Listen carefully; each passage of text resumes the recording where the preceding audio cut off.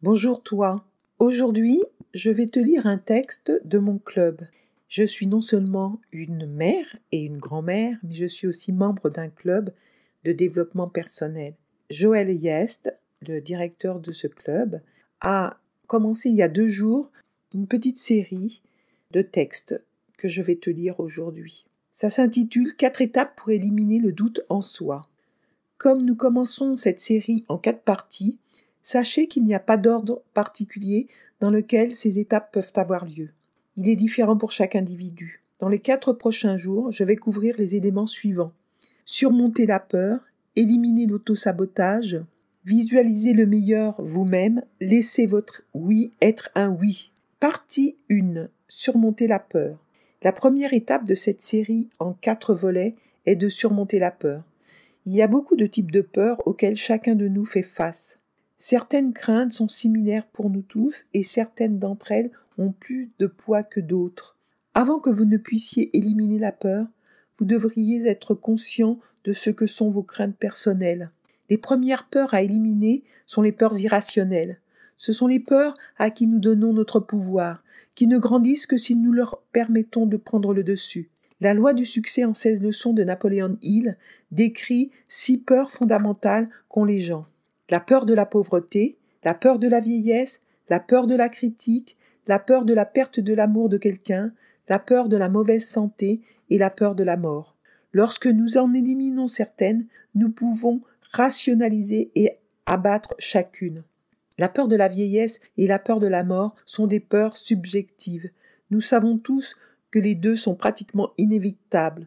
Donc la vraie peur est ne pas vivre, ne pas profiter pleinement de la vie qui nous est donnée.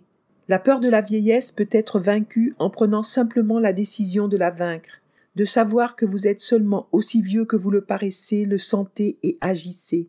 On n'a pas peur de la vieillesse, on a peur de devenir quelque chose ou quelqu'un d'autre en vieillissant, et on a peur des dérives qui viennent avec elle.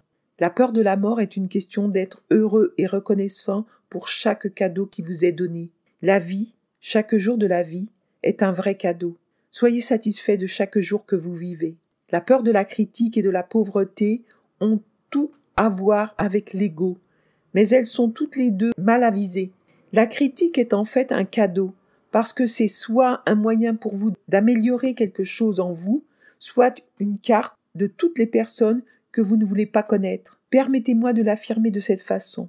Si la critique est pleine d'amour et est conçue pour que vous soyez meilleur, alors vous avez avantage à prendre l'information et à l'appliquer dans votre vie. Si la critique est pleine de dépit et destinée à vous détruire, alors vous gagnez à éliminer cette personne de votre vie. La peur de la pauvreté peut être irrationnelle, parce que vous pouvez faire quelque chose en ce qui concerne votre situation. Vivre au-dessous de vos moyens, trouver le bon emploi pour vous, travailler dur et intelligemment. Parfois, vivre dans une situation où vous n'avez pas assez d'argent, et vous êtes malheureux de cette situation, est un signe que vous ne faites pas la bonne chose dans votre vie. La peur de la mauvaise santé semble délicate, parce que certaines personnes croient que nous n'avons aucun contrôle sur notre santé. Mais la peur de la mauvaise santé est en fait une peur de ne pas avoir une compréhension complète de notre propre bien-être. Prenez une ou 2 leçons de quelqu'un comme Sifu, Stéphane Patenaude et Sylvain Patenaude et regagnez votre santé. La peur de l'amour de quelqu'un est la peur de base dans laquelle nous n'avons pas le plein contrôle. Si nous perdons quelqu'un dans la mort, c'est une véritable tragédie et pourtant, savoir qu'il y a encore cet amour dans l'univers peut être assez réconfortant. L'amour est une voie à double sens, et si celui que vous aimez ne vous aime pas, alors la jalousie et les autres émotions prennent le dessus. Avoir peur de perdre l'amour est renoncer à l'amour lui-même.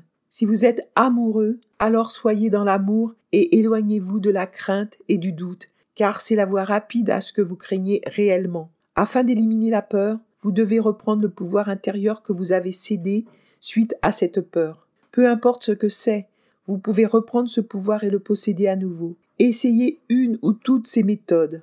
Confrontez la peur et faites-lui face. Mentalement, reconnectez votre cerveau. Respirez et déplacez les pensées en occupant votre esprit et en prenant en charge votre esprit subconscient. En utilisant votre propre méthode de méditation, de prière, de travail énergétique ou simplement en déclarant que vos pensées vous appartiennent. Plus vous prendrez de mesures pour éliminer la peur, mieux vous vous sentirez dans votre propre monde. Comme tout, c'est une question d'appliquer les 4 étapes de l'apprentissage et de savoir comment se les approprier. Continuez. Je crois en vous. Amour. Joël Yest.